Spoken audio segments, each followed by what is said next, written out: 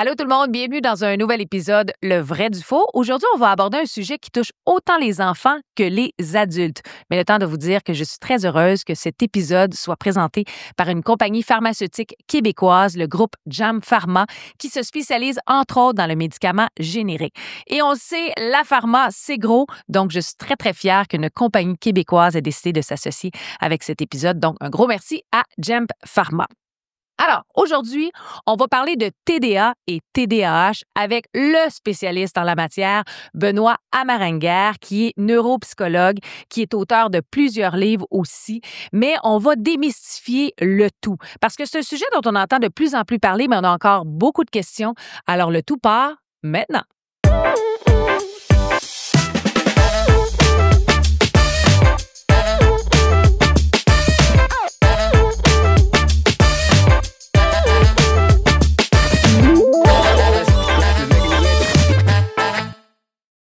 Le TDAH, le TDA, c'est un mystère pour beaucoup de monde. Il y a plein de questions, mais on en parle depuis bon nombre d'années et je suis tellement contente de te recevoir, Benoît Amarenguer. Bonjour. Bonjour, Christine. Benoît, on se connaît quand même depuis quelques années. Je sais que tu es le spécialiste. Tu as plusieurs livres, on aura la chance d'en reparler, mais tu as ta clinique également. J'aimerais que tu nous glisses un mot là-dessus. Oui, la clinique CERC, Clinique d'évaluation et réadaptation cognitive. Oui. On a 3 emplacements, Montréal, Laval et Brossard. On offre des services de neuropsy, psychoéducation, psychologie, orthopédagogie. Tout ça pour les jeunes et moins jeunes. On est super bon. Bien, je vais mettre tous les détails, évidemment, parce que j'ai l'impression que ça va intéresser beaucoup de monde. Tu as aussi des livres à ton actif, mais aujourd'hui, on va s'attarder au TDA, TDAH. J'ai l'impression qu'on en parle tellement depuis de nombreuses années. On a déjà collaboré ensemble. Il me semble qu'on en parlait un peu moins à l'époque. Et là, quelques années plus tard, c'est comme un sujet d'actualité. On va régler la question en partant. C'est quoi la différence entre TDA et TDAH? Oui, écoute, ça fait 22 ans que je suis dans le domaine, puis on en parle beaucoup plus qu'on en parlait au début. Ah ouais, ça a été, il y a un spotlight qui a été mis sur le TDAH dans les dernières années. Alors, TDA, TDAH, la différence entre les deux, on en a un où on est plus dans le versant inattentif. Alors, c'est l'enfant qui est lunatique, qui porte pas trop attention aux consignes, qui a de la misère à écouter quand on lui parle, qui a de la misère à rester focus sur une tâche qui demande de l'attention. Donc, c'est l'enfant qui semble avoir un petit peu la tête dans les nuages, là, puis qui a de la misère à rester concentré. OK. TDAH, on rajoute à ça de l'hyperactivité. Donc, c'est un enfant qui a à la fois de la misère à se concentrer et à être attentif, mais également qui bouge beaucoup, donc qui gigote, qui a de la misère à rester en place sur son siège, qui se lève quand c'est pas le temps et qui est impulsif, qui va parler quand c'est pas le temps, laisser sortir une réponse quand c'est pas son tour, imposer sa présence quand c'est pas adéquat.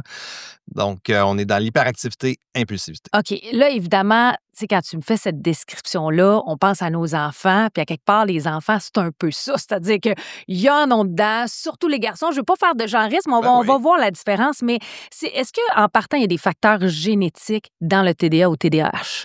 Bien, c'est important de nommer qu'il y a une normalité à bouger chez un enfant. Oui, ça, c'est important. Là. Effectivement. On veut qu'il bouge. On veut qu'il bouge, là. Puis il peut leur arriver également d'être inattentif. Là, ça fait partie du développement d'un enfant. Fait qu'il faut voir à chaque catégorie d'âge si l'enfant sort de la norme ou est dans la norme. Mais en ce qui a trait à la génétique, absolument, on a environ 75% du TDAH qui est explicable par la génétique. Oh, OK, quand même. Oui, on a fait des études, pas moi. Non, mais l'ensemble des spécialistes. Exact, qui ont été faites sur des jumeaux pour comparer, en fait, et connaître la part génétique du TDAH. OK. Et on arrive à 75% du TDAH explicable par les gènes. Mais pourquoi pas le TDA? Là, peut-être trop compliqué, trop technique, mais je suis comme surprise de t'entendre dire que c'est principalement le TDAH. Ah, TDA aussi, en fait. OK. J'ai fait un raccourci. Bon, on va faire le raccourci, on va dire toujours TDAH. Voilà. C'est quoi les signes? Tu sais, tu l'as décrit un peu d'entrée de jeu, mais si on est des parents ou des professeurs qui nous écoutent, des enseignants, c'est quoi les premiers signes qu'on peut détecter chez les jeunes? On va parler des adultes dans les prochaines minutes, mais si on s'attarde là, aux enfants. Oui, on a les symptômes que j'ai nommés un petit peu plus tôt, mais il faut voir est-ce qu'il crée une détresse chez l'enfant, puis est-ce qu'il crée une incapacité à se développer dans l'une de ses sphères principales. Alors, les sphères principales du développement d'un enfant, on a les relations dans la famille et les relations sociales, on a les activités de loisirs et on a évidemment l'école. OK. Alors, est-ce que ça crée, par exemple, chez notre jeune inattentif, hyperactif, le fait qu'il y a de la misère à se faire des amis à l'école? Ah ouais. Parce que dans la cour d'école, quand on organise un jeu, il a été inattentif, il n'a pas suivi les consignes, puis il a tout le temps l'air un peu sorti ou bizarre là, par rapport aux autres. Fait qu'il finit par se faire mettre un petit peu de côté. Mmh. Et là, ben, ça vient affecter ses relations sociales. Ou il est trop impulsif, par exemple, dans les activités dans le cours d'école. Là. Il pousse, il frappe, il saute, il suit pas ce que les autres jeunes font. Donc, il finit par se faire mettre de côté. Donc, ça brime à ce moment-là son développement social. OK. On peut avoir le développement familial aussi. Est-ce qu'à la maison, c'est tellement difficile d'amener nos règles, nos consignes comme parents, qu'on est toujours dans le conflit avec notre jeune? À ce moment-là, notre environnement familial devient affecté par le TDAH. Encore là, j'ai comme Euh, l'impression qu'il y a des parents qui font oh mon Dieu, mon enfant a TDAH. Non, mais dans ça, tu sais, des fois, les enfants, mais ça va au-delà. C'est plein de petits facteurs qu'il faut regarder. Exact, exact. Puis on a en fait la sphère académique qui est peut-être Ouais. celle qui lève le plus souvent le drapeau rouge Ah là, oui, hein? parce que l'enfant ne progresse pas à l'école ou encore il est trop agité en classe et les enseignants vont faire venir les parents au bulletin là, pour en parler. Et puis, souvent, c'est là que se fait la consultation. Là. Est-ce que je me trompe si je te dis, j'ai cette impression, puis là, tu sais, je suis pas la spécialiste, mais qu'on diagnostique rapidement maintenant un enfant TDA, un enfant TDAH. On dirait qu'on attribue beaucoup automatiquement à ça. C'est une erreur, ça? Ben, tu sais, on parlait au début qu'on en parle de plus en Oui. plus depuis, je disais 22 Oui. ans, là, quand moi j'ai commencé. On n'en parlait pas beaucoup et puis il y a eu si on veut, un spotlight médiatique. Là, le faisceau a été beaucoup mis sur ça, le TDAH, dans les dernières années. Donc, on le connaît, le TDAH, mieux qu'on le connaissait. Et c'est souvent à ça qu'on pense en premier lorsqu'un jeune fonctionne pas socialement ou Académiquement. académiquement. Exact. On pense à ça. Il y a d'autres choses qui peuvent faire qu'un jeune ne fonctionne pas, mais on les connaît moins que ces autres choses-là. OK. Alors, ça va faire, si on va un peu vite, puis si on se dit, ben, on va essayer un médicament pour voir, hein, parce qu'on pense que c'est un TDAH, ben, on a peut-être fait un raccourci dans le diagnostic qu'on n'aurait pas dû faire. Et ça crée en ce moment, notamment au Québec, dans les statistiques, Ouais. là, du surdiagnostic. Ah ouais, hein? Ouais, Mais comme spécialiste et neuropsychologue, tu te spécialises dans le TDAH. Qu'est-ce qu'on fait comme parent? Si on écoute présentement et on se dit hey, je soupçonne mon garçon, tu sais, c'est pas une consultation sur une coin d'une table qu'on doit faire. On doit vraiment pousser loin. C'est quoi le processus comme parent une fois que ton enfant, pas ton enfant, mais ton professeur ou l'école a mentionné peut-être à vérifier. On néglige pas ça puis on consulte? Oui, je pense surtout pour le bien de l'enfant, on Oui. veut savoir qu'est-ce qui se passe. Mais ce qu'on veut, c'est évaluer à la fois est-ce qu'il y a un TDAH, donc des difficultés d'attention, Ouais. mais on veut faire aussi ce qu'on appelle le diagnostic différentiel. Est-ce qu'il y aurait autre chose qui expliquerait les difficultés de l'enfant? Par exemple, en ce moment, l'anxiété est un thème qui est assez présent. Je pense qu'on en parle dans tous les balados. On revient ouais, toujours hein? à... Non, mais pour vrai, c'est... Oui, excuse-moi, je t'ai coupé, mais l'anxiété revient pratiquement à tous les niveaux. Ouais, effectivement. Puis, l'anxiété, ce sont des pensées qui occupent une part de l'attention de l'enfant. Pendant qu'il pense à ses pensées anxieuses, il est moins à l'écoute du professeur ou à l'écoute de son devoir, finalement. Ouais. Alors, tu me demandais, en fait, le processus. Ouais. On veut avoir, d'une part, avec un spécialiste qualifié, une bonne histoire de cas là, où on fait l'histoire du développement de cet enfant-là pour voir l'histoire des symptômes. On veut ensuite une évaluation de l'attention comme telle. Alors, notamment en neuropsy, on est capable de faire ça, là, des tests où on met à l'épreuve l'attention de l'enfant, puis où on la compare à des jeunes de son âge. On veut un feedback aussi de différents milieux, par exemple l'école. OK. On voudrait avoir soit un questionnaire rempli par le milieu scolaire ou un appel avec un enseignant ou une enseignante. Et puis, on veut aussi une évaluation des autres enjeux possibles, par exemple un trouble d'apprentissage, par exemple un TDAH, un trouble, de l'anxiété, également un trouble des apprentissages, la lecture et l'écriture. Donc, on veut aller voir les autres sphères qui pourraient mimer ou imiter un TDAH chez l'enfant. C'est assez complexe pour vrai. Là. Il y a plein de facteurs qu'on peut regarder. Est-ce que, oui, on en parle plus, mais est-ce qu'il y en a plus? Dans le sens où, est-ce que notre société nous amène à créer des enfants ou même des adultes qui ont le TDAH? Je sais pas si tu comprends un peu ma formulation, ouais, absolument. Puis on pense ça, des fois, que c'est un trouble des années 2000 ou que les années 2000 créent ça, exact. ce trouble-là. sais, pour faire la petite histoire, Ouais. là, le premier qui en a parlé de tout ça, du TDAH, Ouais. là, c'était en 1798. Palais! Eh, OK, ça date ouais. pas d'hier, là. Non, ça date pas d'hier. Un premier médecin qui a décrit exactement ce que c'est le TDAH à ce moment-là. Wow. On a une autre description très détaillée d'un pédiatre en 1902 OK. du TDAH. Donc, c'est un trouble qui est là, qui était là, qui a probablement toujours été là à travers au moins les sociétés occidentales, Mhm. dans une proportion probablement toujours égale, qui tourne autour de 5 à 7 de la population. Mais c'est beaucoup. Ben, quand même. Ben, quand même. Non, Ben, mais quand il y a même. quand même. Mais il y a quelque chose de génétique. Donc, c'est pas la société ou le stress de la société qui fait qu'on développe un TDAH, là. C'est ce que je comprends. Non, c'est ça, OK. exactement. OK. Bon, là, on a réglé la question. Est-ce qu'il y a des différences entre les filles et les garçons? Et là, je m'explique, si je veux être claire, je ne fais pas de genrisme là-dedans, mais est-ce qu'il y a vraiment une différence à ce niveau-là ou c'est une fausse croyance? Entre les garçons et les filles, oui, il y a des différences. On a à peu près le double de TDAH, 2 garçons pour une fille. Ouais. TDA, TDAH, là, Oh, oui. les filles versent plus vers le TDA, vers OK. le versant inattentif. Les garçons versent un peu plus vers le côté hyperactif Ah, ouais, hein? du diagnostic, mais reste qu'on reste dans une proportion à peu près de 2 pour 1. Puisque les filles versent un peu plus dans le versant inattentif, lunatique, rêveuse, Ouais, ça paraît moins, ça dérange moins un petit peu. je comprends. Alors, ça peut être diagnostiqué un petit peu plus tard, parce que OK. la petite fille rêveuse en classe, elle dérange C'est personne. beau, Puis c'est normal, c'est... voilà, Ah avant ouais, qu'on hein? lève le drapeau. Alors que le petit gars qui bouge, qui se lève, qui parle quand c'est pas le temps, il dérange un petit peu plus. OK, Alors, OK, c'est intéressant, mais on va y arriver aux adultes, mais avant, est-ce que tous les enfants, puis les adultes, ça va de soi, mais doivent être médicamentés quand tu as un TDA ou un TDAH? la médication, c'est un outil parmi d'autres. OK. Pour dire que c'est un outil qui marche bien. Mhm. Alors, il y a un jugement à avoir derrière ce traitement-là. Est-ce qu'on utilise cet outil-là ou un autre? On va utiliser la médication surtout lorsque une des sphères, là, comme je disais tout à l'heure, de développement de l'enfant est significativement compromise. OK. On a souvent des conflits avec l'enfant à la maison, l'enfant n'arrive pas à se faire des amis, ou encore là, est à risque de redoubler son année scolaire ou de ne pas progresser au niveau des acquis académiques. C'est pour le bien-être de l'enfant, là.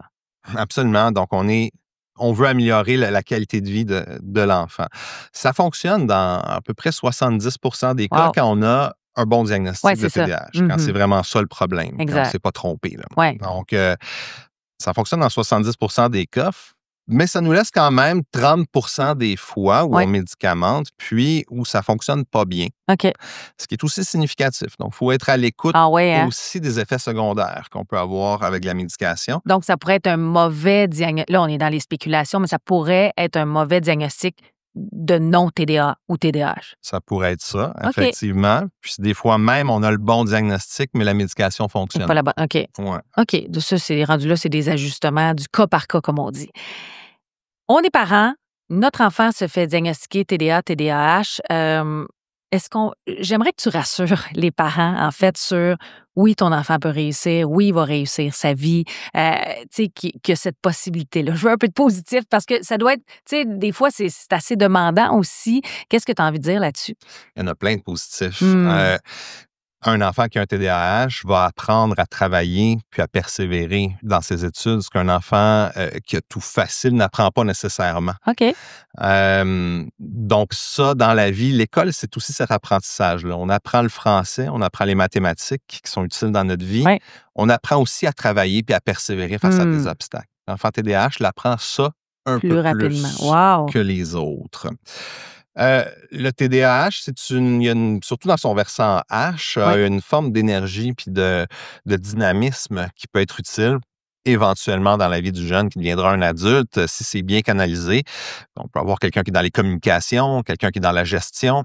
Dans les sports aussi. Tu sais, moi, j'en vois des équipes de sport qui encouragent, qui sont dynamiques, mais qui ont ce diagnostic-là aussi.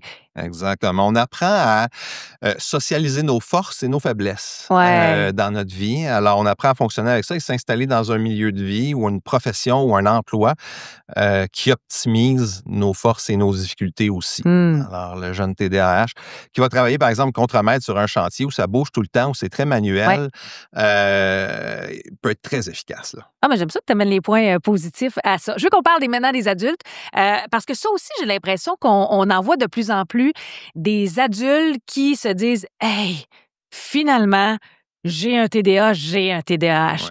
Ouais. Qu'est-ce qui fait qu'on a... Parce qu'on en parlait moins à l'époque qui était plus jeune. Qu'est-ce qui fait qu'aujourd'hui, on détecte le TDA ou le TDAH chez l'adulte ou on ne l'avait pas détecté ou ça apparaît? Bon, là, c'est 1000 questions en une, mais quand même.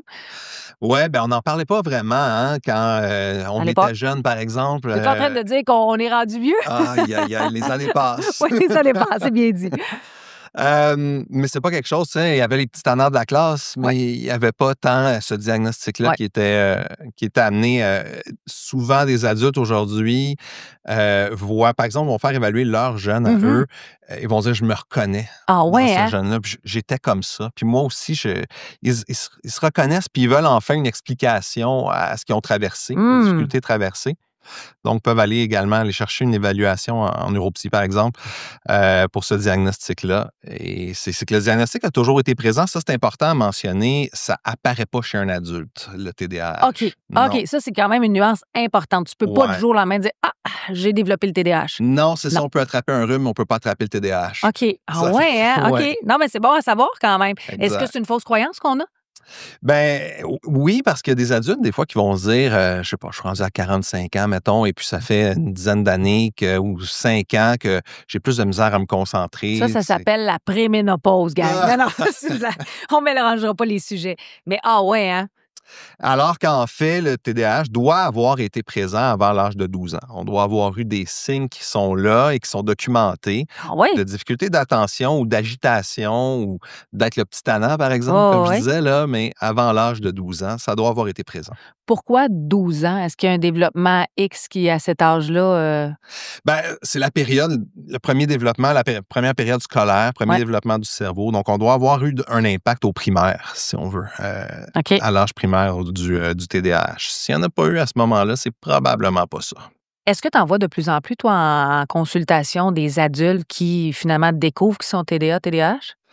Oui, il y en a régulièrement, puis qui viennent faire ce processus-là pour eux-mêmes. Et puis, même pour aller chercher une médication, des fois, beaucoup d'adultes, en fait, vont se sentir sous-accomplis au travail. C'est un profil assez typique, ça, du TDAH Ah oui? adulte. Ben, c'est ce que j'allais te dire, si les symptômes sont différents.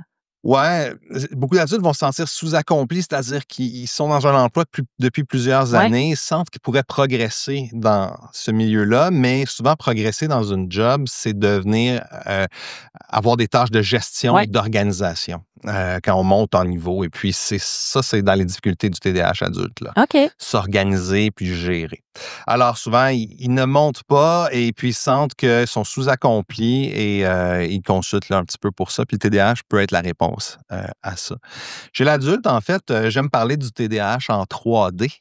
OK. En C'est-à-dire? 3D pour distraction, Ouais. désorganisation et désinhibition. Ce seraient OK. les 3 grandes sphères du TDAH adulte. Donc, distraction, un adulte qui se laisse distraire dans son travail, qui a de la misère à rester concentré sur une lecture, sur un travail qu'il fait, que ça prend plus de temps parce que la tête s'en va ailleurs pendant Ouais. qu'il travaille. Désorganisation, ça peut être dans le discours, l'adulte qui raconte quelque chose, mais ça s'en va dans tous les sens. On a de la misère à suivre. Ouais. De quoi tu es en train de me parler là? Alors, c'est désorganisé ou dans même le matériel. Donc, avoir un petit peu ses effets personnels tout désorganisés, là, puis, ou son agenda tout désorganisé. OK. Donc, désorganisation. Et désinhibition, c'est le volet hyperactif qui verse dans ça chez l'adulte, là. Donc, la désinhibition, souvent, parler trop, parler quand c'est pas le temps, prendre trop de place dans un groupe parce qu'on par notre parole, là, justement, là. Désinhibition, c'est aussi des achats impulsifs Ah ouais. chez l'adulte. Conduire sur la route là, de façon impulsive. Donc, C'est tous des facteurs qu'il faut regarder, là. exact, chez l'adulte. Qu'est-ce qu'on fait quand on est un adulte, justement, puis on t'écoute, là, puis on se dit, oh, là, je me reconnais un petit peu là-dedans. Est-ce que, ben oui, évidemment, tu vas conseiller de consulter, mais est-ce qu'on peut vivre avec le TDA puis se dire, hey, moi, j'ai toujours vécu avec ça, j'ai pas besoin de consulter, je continue, puis c'est ce que c'est. Tu dis quoi à ça? Ouais, ben, pour la petite histoire, en fait, on a à peu près, comme on disait, 5 à 7 de jeunes qui ont un TDAH. Ouais. Ça se coupe à peu près de moitié chez l'adulte par la maturation du cerveau. Donc, OK. on est à peu près à 3 de TDAH chez l'adulte dans la population. Il y a donc un 3 de jeunes chez qui la maturation du cerveau fait que ça a, si on veut, là, guéri. Ah oui, Le OK. TDAH est disparu. Chez notre 3 d'adultes qui gardent un TDAH, on en a plusieurs là-dessus qui, malgré un TDAH, deviennent maintenant installés dans une situation de vie où ça a moins d'impact. Parce qu'ils se sont habitués à vivre avec ce mode de vie-là? Ouais, se sont donné des trucs ou se sont trouvés une job dans laquelle ça a moins d'impact que d'avoir Ah un TDA ouais. ou un TDAH. Ils sont, tu sais, quand on est jeune, on est obligé de faire de la géographie puis des maths, même si on haït ça. Oui, C'est difficile de se ouais, concentrer. Quand on devient un adulte, si on haït ça, la géographie puis les maths, bon, on fait quelque chose dans la vie qui ne nécessite plus de géographie puis de je maths. comprends. On fait quelque chose qui va dans ce qu'on aime. Puis si c'est de la mécanique, ben, ouais, on fait de la mécanique. Ah oui, tout à fait. Donc, l'adulte qui est rendu dans quelque chose qu'il aime a beaucoup plus de facilité à soutenir son attention par l'intérêt de OK. ce qu'il fait. Donc, ça a moins d'impact chez lui. Ça laisse donc moins d'adultes qui sont impactés significativement, mais ça en laisse quand même. Et puis là, ben oui, il peut y avoir une consultation, il peut y avoir de la médication pour aider. Dans le doute, il vaut mieux aller consulter pour vrai, parce que ça peut juste alléger certaines sphères de la vie, là. Absolument. Puis ça peut donner des réponses. Hein. Les Aussi, adultes peuvent aimer ça effectivement. aussi, avoir des réponses. Est-ce que si on n'a pas reçu le diagnostic sur du long terme, ça peut amener, je sais pas, de l'épuisement? Est-ce que le TDAH non diagnostiqué ou non médicamenté, quelqu'un qui s'acharne, qui veut pas, peut amener des répercussions, d'autres problèmes? Oui, puis, tu on va parler d'un autre moment de la vie où ça amène des problèmes, Ouais. là, c'est avec l'arrivée des enfants. OK. Chez les adultes. Donc, 2 adultes, se matchent ensemble et puis, ben, ça va bien. Ils ont chacun leur emploi, ils se sont adaptés. Il y en a peut-être un des 2 là-dedans qui a un TDAH. Puis là, arrivent les enfants et puis, tu as, tu sais ce Ouais. que c'est, Ah ouais. c'est exigeant, les Mhm. enfants. C'est exigeant en temps, c'est exigeant en énergie et c'est exigeant en organisation des enfants. Organiser les lunchs, organiser Je te les vois rencontres venir, de on dirait. Ah parents. oui, tout Ouais, hein? ça. Ah oui. Organiser à un moment donné les tournois de hockey, de Ah, basket, ouais. les lifts à une place à une autre. Puis quand on en a plus qu'un, organiser les tournois de l'un puis de C'est de l'autre, la gestion. les devoirs de l'un puis de l'autre, les lunchs de l'un puis de l'autre. Alors, gestion, organisation, c'est une difficulté du TDAH. Alors, des fois, un adulte qui s'était Ouais. adapté à son TDAH, avec l'arrivée des enfants, se retrouve confronté à de nouvelles difficultés. Et ça peut même, bon, ça peut créer un épuisement parce que c'est Ouais. déjà dur avoir des enfants. Hein? Ah oui, Il y a quelque oui. chose d'épuisant C'est là-dedans. vrai. Là. Pour celui qui a un TDAH, ça l'est encore plus OK. épuisant. Ça peut être épuisant pour le conjoint qui sent qu'il a, conjointe, Ah là, oui. qui a à prendre en charge une part de toute cette organisation-là que l'autre n'arrive pas à prendre en charge. On peut même avoir à ce moment-là des frictions au niveau Des du couple. conflits, exact. Exact. Wow. Où l'un reproche à l'autre de ne pas faire assez, par exemple. Et c'est pas de la mauvaise volonté Non, dans non, ces c'est cas-là. Hein? C'est un débordement des capacités de gestion de celui qui a un TDAH. Tu as des livres, le TDAH chez l'enfant et l'adolescent, qui sont super bien faits. Tu as plusieurs ouvrages aussi. On aura la chance d'en reparler si tu reviens au balado, si tu veux bien revenir. Avec plaisir. Mais comment tu as envie de me le décrire, ce livre-là, tu sais, qui fait vraiment le tour du TDAH? Un parent qui n'est pas sûr, c'est un outil fantastique. Ou même si on a le diagnostic, c'est un peu ça l'objectif de ce livre-là. Oui, absolument. Il s'appelle 10 questions sur le TDAH chez l'enfant et l'adolescent. J'ai été là-dedans avec les 10 questions que j'entends le plus souvent à mon bureau OK. et je leur ai donné des réponses scientifiques vulgarisées pour le Wow. parent. Donc, c'est tout basé sur des recherches à jour puis de la science qui est à jour. Donc, pas sur des feelings ou des rumeurs, Non, là, non. mais basé sur les recherches, qu'est-ce qu'elles disent jusqu'à maintenant et expliqué dans un langage qui est facile à comprendre. Oh là. oui, tout à fait. Donc, on a des réponses à ça dans ce livre-là sur, justement, est-ce que c'est génétique ou pas? Est-ce que la médication fonctionne? Quelles sont les autres façons de traiter un TDAH? Est-ce que c'est pour la vie? Donc, les réponses sont là. Donc, ça tout ce dont on vient parler du balado, c'est un court résumé, finalement, du livre en soi. Mais c'est vrai que c'est un bon outil et c'est bien vulgarisé. C'est simple, comme tu dis, mais avec toutes les informations. Benoît, en terminant, j'aimerais, il y a certains, pas mythes que je veux défaire, mais il y a certaines choses qui sont dites, comme par exemple, le sommeil, l'activité physique aurait un impact sur le TDA. Là, je ne sais pas si c'est les mêmes réponses pour les adultes ou les enfants, mais on va régler l'histoire du sport. Est-ce que l'activité physique a un impact direct sur les gens qui ont un TDA, TDAH? C'est la meilleure médication après la médication. le Ah sport. oui, tant que Ouais. ça, hein? Ah oui, oui, c'est ce qui s'est montré scientifiquement avoir le Mmh. plus d'impact après justement le traitement Oui. pharmacologique, là, avoir le plus d'impact. On a, par l'activité physique, ça génère de l'attention dans le cerveau, ça facilite les connexions des neurones, qui s'occupent de l'attention dans le cerveau. Donc Mmh. sur le moment de faire de l'activité physique, on a un 30 à 60 minutes qui suit ça, en fait, pendant Ouais. l'activité, Et après? après l'activité où l'attention est meilleure. Et si l'enfant en fait régulièrement, ou même l'adulte, on a une amélioration générale de Wow! l'attention Wow! et de la concentration au niveau du cerveau et des connexions du cerveau qui s'occupent de ça, l'attention et la concentration. Donc, je suis un partisan de ça, l'activité physique et le sport, et ça a plein d'autres vertus Complètement, complètement. également, là.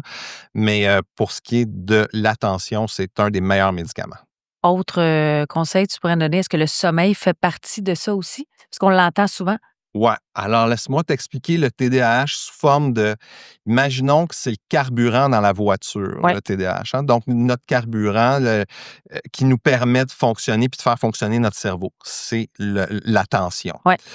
Euh, Pareil comme un carburant, ça se vide à un moment donné dans Ouais. une journée. Plus on travaille ou plus on fait rouler la voiture, là, le carburant descend, plus on se concentre, plus notre carburant descend, puis à un moment donné, on n'en a plus là, de carburant. Mmh. Mais la façon de passer à la pompe, de recharger notre carburant, Ouais. ben, c'est de dormir. Alors, la meilleure façon de ramener de l'attention dans le cerveau au moment où ça a descendu puis ça a baissé, c'est de dormir. Alors, on a besoin, adulte ou enfant, là, d'un bon Mmh. sommeil, de suffisamment de sommeil, d'un sommeil de qualité pour être capable de recharger l'attention. Intéressant. Non, mais c'est 2 notions hyper importantes qu'on ne parle pas nécessairement. Est-ce qu'il y a des mythes que tu aimerais défaire sur le TDA? Est-ce que vite comme ça, il y a des choses qu'on n'a pas dit, tu dis: «Hey, moi ça, je veux défaire ce mythe-là»? Ben, on entend des fois, j'aime pas cette formulation-là, le TDAH, c'est une force. Euh, et ce message-là véhiculé est presque venu à un moment donné à Une rendre le mode? TDAH, ouais, une mode ou à le rendre cool. Euh, Parce que ça devenait, tu sais, une force d'avoir ça. On est plus sociable ou plus, tu sais, créatif que Ouais. j'entendais aussi. La réalité de ceux qui ont un TDAH, c'est beaucoup plus un boulet qu'une force. OK. C'est beaucoup plus une difficulté, puis ça discrédite la vraie difficulté des gens Mmh. qui l'ont Mmh. effectivement, ça, le TDAH. Et là, ça enlève de la crédibilité, comme je le dis, là, à ce diagnostic-là. Donc, il peut y avoir des forces chez quelqu'un qui a un TDAH, hein, Oui. comprenons-nous bien, on a toutes nos forces et Ah, nos complètement. faiblesses, mais c'est pas le TDAH qui nous donne cette force-là. OK. Le TDAH, c'est quelque chose à travers quoi il faut passer puis Ah oui, réussir. complètement, là. Et on réussit pas grâce à un TDAH, mais on réussit malgré un TDAH. Une belle nuance à apporter. En terminant, que ce soit un adulte qui nous écoute, que ce soit un parent d'enfant qui hésite à consulter. Je vais y aller plus vers l'adulte parce que des fois, c'est une question d'orgueil, c'est une question de dire: «Hey, c'est pas vrai que je vais me faire diagnostiquer à 40 ans un TDAH». Tu as envie de leur dire quoi, Benoît? Parce que tu en vois tous les jours. C'est une de tes spécialités, le TDAH. Tu leur dis quoi? Bah, la vie, c'est maintenant. Si vous voulez en profiter, hein, c'est bien de savoir de se connaître, de Mmh. savoir qu'est-ce qu'on vit et qu'est-ce qu'on est. Et peut-être qu'en fait, une conclusion, une évaluation sera TDAH. Peut-être que ce sera autre chose aussi, mais ça permettra de se comprendre. Et se comprendre est la première étape du bonheur, je dirais. Alors, Oh, ça se termine bien le balado. Je savais qu'il fallait t'inviter. Benoît est fantastique pour décrire, pour vulgariser le TDAH. Benoît, merci beaucoup. On va mettre toutes les informations sur la clinique également, tous tes ouvrages, puis on va te réinviter dans le balado si ça te tente de venir. avec plaisir, Merci Marie-Christine. beaucoup, Benoît Maringuer, neuropsychologue. Évidemment, tous les détails sont là. Vous avez des questions, des interrogations. On y répond, bien sûr. Alors, on se dit à bientôt. Merci tout le monde.